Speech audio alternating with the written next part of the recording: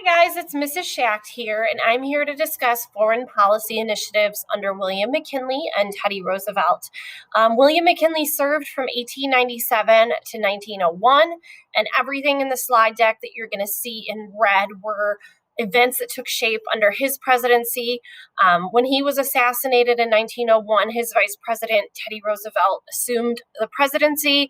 Everything in blue happened under Roosevelt's presidency, and then everything in yellow is actually, here we go here, a Quizlet term.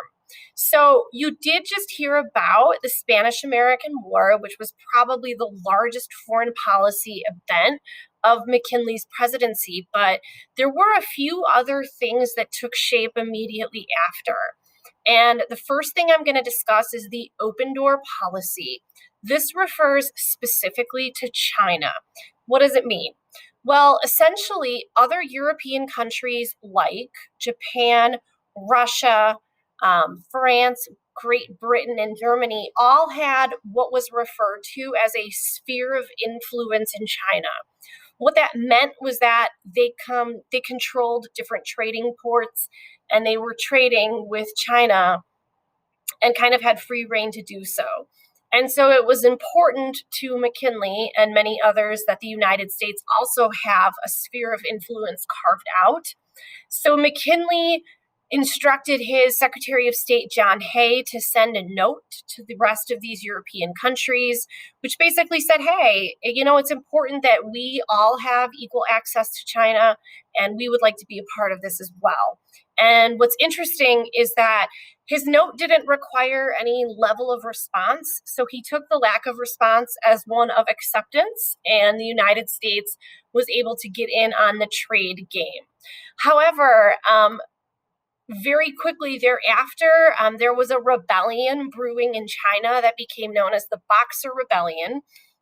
And this was actually a response by a group of Chinese nationalists, and it was a secret society that were essentially against foreign influence and attacked Christian missionaries and different foreign encampments. And the United States ended up sending approximately 5,000 troops in to help squash this rebellion. And as a result, John Hay sent a second note to these other European powers that said, we're just trying to preserve China and make sure that everybody can trade in a fair and safe manner. So those are some of the things that were implemented under McKinley, but when Teddy Roosevelt assumed office, there were a lot of his foreign policy initiatives were kind of mostly limited to Central and South America. So first and foremost, he had a motto and a foreign policy mindset, and it was based on this phrase, speak softly and carry a big stick. So use diplomacy, but also use a little force. And whenever we refer to the big stick diplomacy, which you can see in these cartoons, that's referring to the power of the United States Navy. And Teddy Roosevelt used the Navy quite a bit during his presidency. One of the examples of that is the Roosevelt corollary to the Monroe Doctrine. So you guys hopefully remember the Monroe Doctrine of 1823, when President Monroe basically sent a message to Europe and said, hey, we're in charge of the Western Hemisphere. We will keep, Central and South American powers safe from European influence. Well, Teddy Roosevelt's corollary, or his addition to that, was actually the United States has an unrestricted right to essentially meddle in the affairs of Central and South American countries. And that'll happen in places like Haiti, Honduras, the Dominican Republic, and Nicaragua. We will send troops in our Navy there. But probably the biggest event that serves as an example of that is the building of the Panama Canal. So if you want to have an aggressive naval force, right, it's important to have a naval presence. And one of the things that Teddy Roosevelt quickly realized was that there needed to be a much quicker access point from the Atlantic to the Pacific Ocean. And what better way to do so than to build a canal directly through Panama. Now, this was not a new idea, and this was something that the French had tried. The British were interested in building a canal as well. And right off the bat, Teddy Roosevelt approached both the French and the British. We ended up signing a treaty with the British in 1901, and they basically gave us the opportunity to build this canal alone. Now, one of the sticking points initially was that Colombia controlled the Isthmus of Panama and obviously did not want the United States to be digging through. And so Teddy Roosevelt in 1903 basically orchestrated a revolution in which the people of Panama were able to achieve independence without bloodshed, and basically drove the Colombians out. It's important to note, though, that in 1921, we did pay Colombia $25 million for this insurrection, but this gives the United States the opportunity to build this canal. Now, this does not come without its challenges.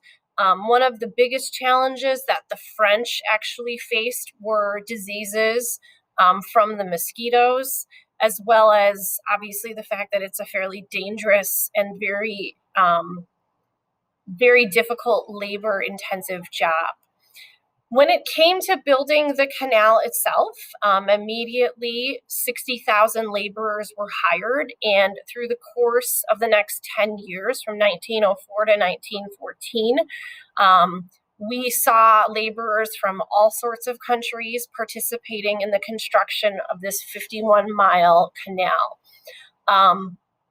It did open in 1914, and it's one of the few government projects that I believe opened on time and under budget, which doesn't happen very often. But again, this gives the United States Navy the power to not only control who's using the canal, but we're able to quickly travel from the Pacific to the Atlantic and vice versa.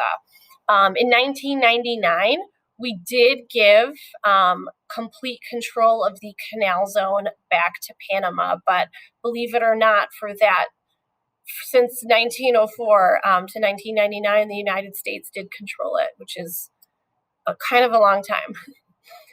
Teddy Roosevelt also got involved in Asian affairs.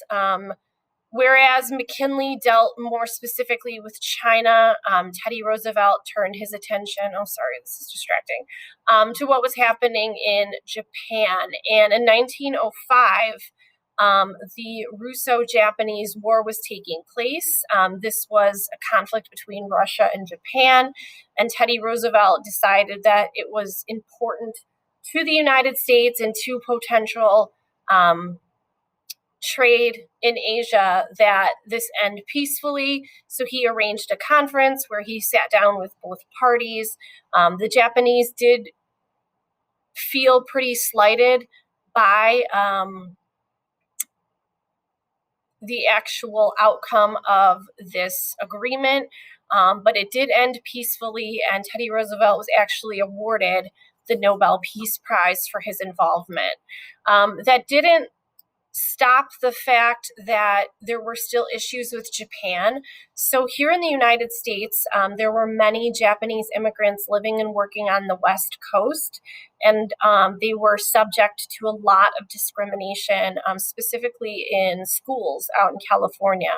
So one of the things that Teddy Roosevelt did agree to was a gentleman's agreement of sorts in 1907. He essentially agreed to prosecute and basically get rid of the discriminatory practices that were happening to the children of Japanese immigrants in schools in California. And secretly, the Japanese government decided to restrict immigration to the United States. The final thing that I'm going to mention is the Great White Fleet. So what I always think is kind of fascinating is that during this time period, it wasn't uncommon for countries to send their navy kind of on a mission, and they would basically take some of their biggest and best warships and they would station them throughout the world, kind of deflects our naval muscles, so to speak. But he sent our U.S. Navy, the Great White Fleet, kind of on a tour, as you can see here, all over the world, essentially to show our power and our might to the rest of the world. That hopefully, guys, gives you a little bit of what happened between McKinley and Teddy Roosevelt. Obviously, the Spanish-American War kind of cracked open this drive for imperialism. McKinley will get that started in Asia, and then Teddy Roosevelt will continue to create an American foreign policy initiative that is built primarily on our Navy. And you're going to see how William Howard Taft and Woodrow Wilson either do or do not kind of carry on some of those ideas. Have a great day.